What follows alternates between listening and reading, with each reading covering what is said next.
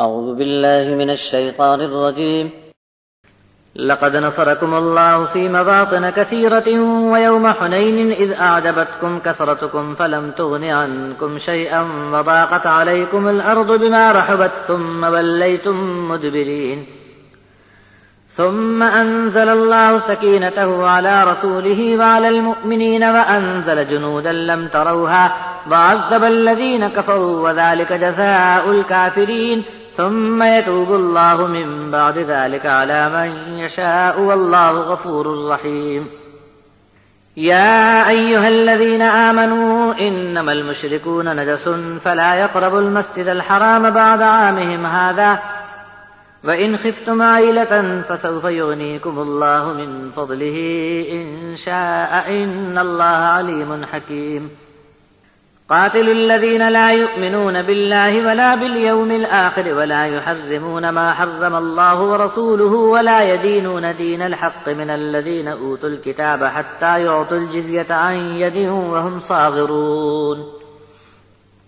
اللہ بہت سے میدانوں میں تمہاری مدد فرما چکا ہے اور حنین کے دن بھی جبکہ تم اپنی بڑھی ہوئی تعداد سے پھول کر عجیب طرح سے اترانے لگے اور تم کو یہ خیال کچھ کام نہ آیا اور زمین میں کشادگی ہونے کے باوجود بھی تم پر علاقہ تنگ ہو گیا اور پیٹ پھیر کر تم کو ہٹنا پڑا.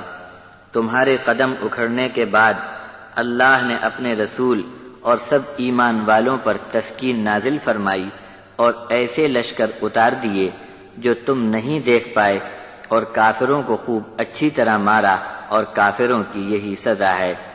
پھر بھی اس کے بعد اللہ جسے چاہے گا توبہ کی توفیق عطا فرمائے گا. اللہ بڑا مغفرت فرمانے والا اور مہربان ہے. اے ایمان والو سن لو، یہ مشرک لوگ پلید ہیں، ناپاک ہیں. اب اس برس کے بعد آگے یہ لوگ ادب والی مسجد یعنی کعبۃ اللہ کے قریب نہ آنے پاویں. اگر تم کو لین دین اور سوداگری کے اجڑنے کا اندیشہ ہو تو اللہ چاہے گا تو تم کو اپنا فضل عطا فرما کر غنی کر دے گا. اللہ جاننے والا اور حکمت والا ہے.